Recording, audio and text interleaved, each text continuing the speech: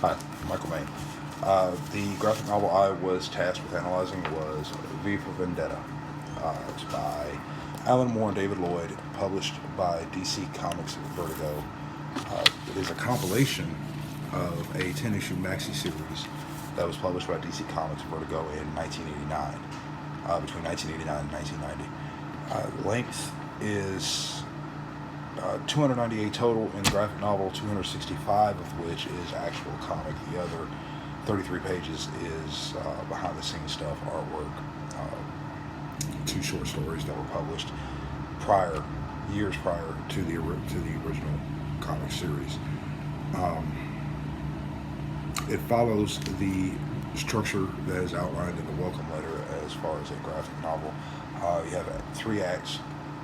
Act 1 runs page 9 through 86, Act 2 runs pages 89 through 179, and Act 3 runs 182 to 265. In Act 1, we established that V is he's the antagonist, he's the protagonist, but he's really the antagonist of the British government, which is his antagonist. It's kind of, anti-establishment type thing. Establishes what he wants is to bring down, this fascist government that is just ruling everybody's lives.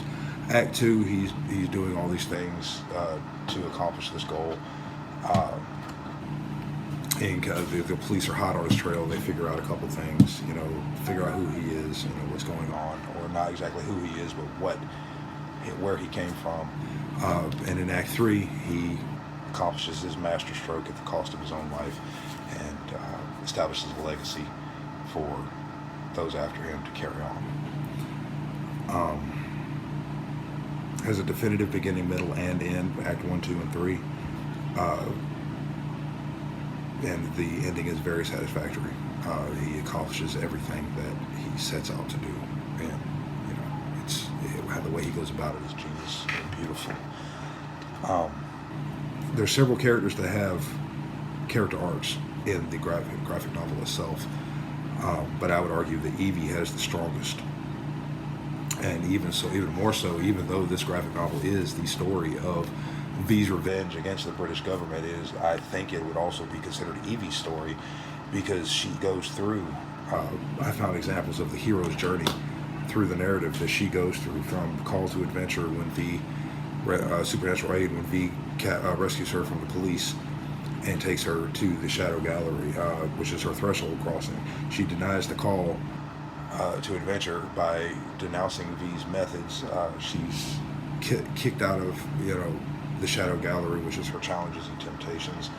The Abyss is when she's captured and tortured and offered a way out, I think, kind of, sort of, or, a quick execution if she would just betray V, which was a test of her moral fortitude. Her atonement would be that she gives herself over fully to V after she's reborn as his disciple. And then in the end, she returns to the real world as V himself and carrying on his legacy and ideals.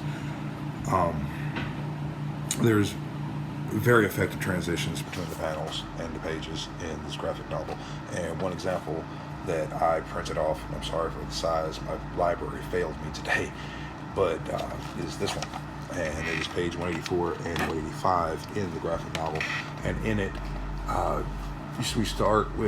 we're in the Room of Fate, the supercomputer, with Susan, the leader of the British government. And then we go to a balcony where V is, and he's got a conductor wand. And then boom, something blows up in the city in front of V.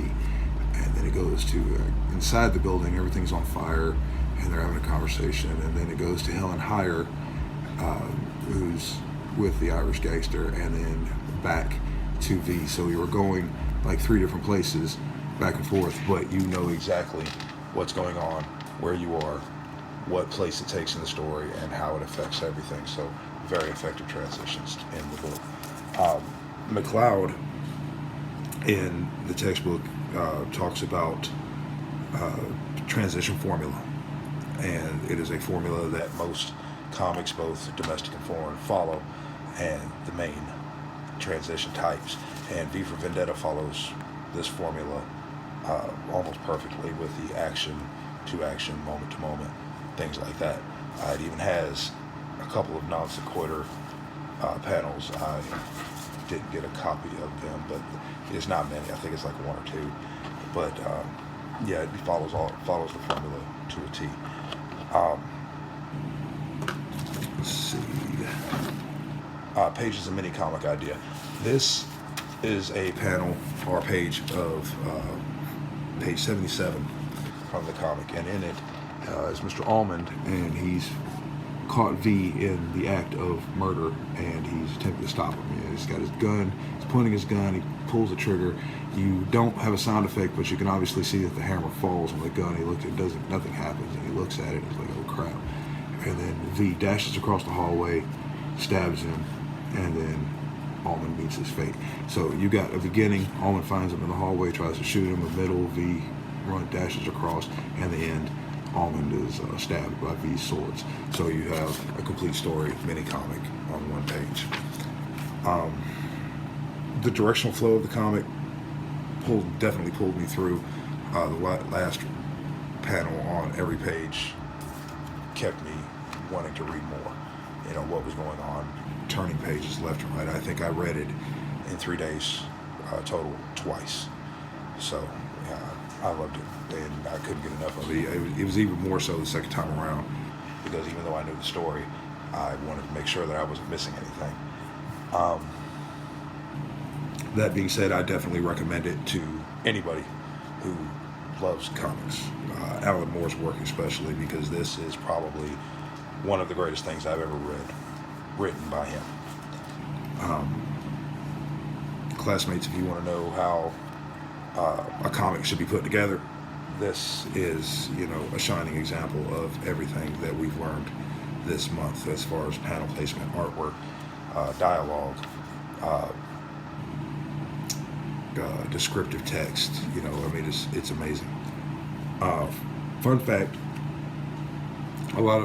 there's a lot of talk about how Alan Moore distanced himself from the film production of this. He felt like that the film script was rubbish, and that Warner Brothers had effectively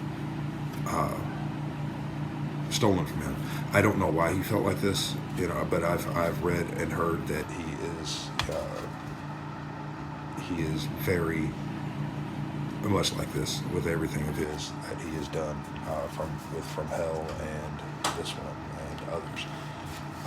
But that is my analysis, and I hope you enjoyed it, and I look forward to hearing what you have to say. So, good night.